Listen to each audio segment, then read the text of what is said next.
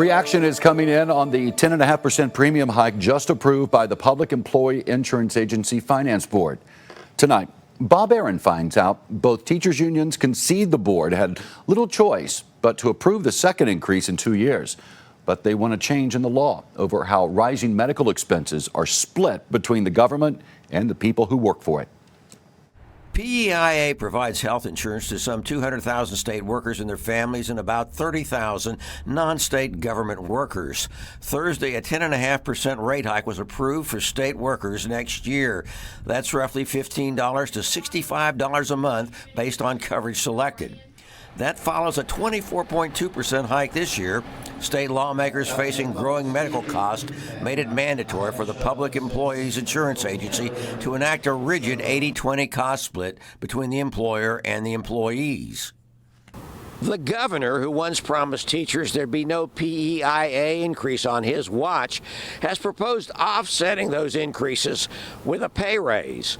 But there's no guarantee that the legislature will pass one. And we appreciate the governor making that call and saying that that's what his plan is, to make, another 5% increase, a salary increase for school teachers and all public employees. But we've also heard from some legislators that it may not be that easy. We could see in a 5-year period about a 65 to 69% increase in premiums.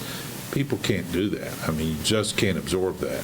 That's why the legislation needs to be changed to say the state shall put in no less than 80%, and the employee should pay no more than 20%, and cost savings to the plan should be credited toward the employee's portion. The concerns over PEIA's long-term viability put teachers on the picket line starting in 2018, but a task force approach to solving the problem fizzled. Teachers and school service personnel expressed concerns about next year's hike at public hearings, but the only major change came for non-state government employees who were able to trade a large spousal fee for a 1% increase in premiums for a total 14% hike. There has to be some flexibility. If you have a true 80-20, then there's no flexibility. You have to have that flexibility. In Charleston, Bob Aaron, Eyewitness News.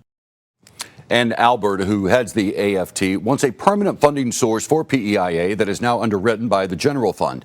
And it's still unclear what single source could generate enough money for a bill expected to top $400 million in just a few years. Thank you for watching. And here's another video to watch from Eyewitness News. Just click right here to subscribe, and don't forget to hit the bell notification for the latest.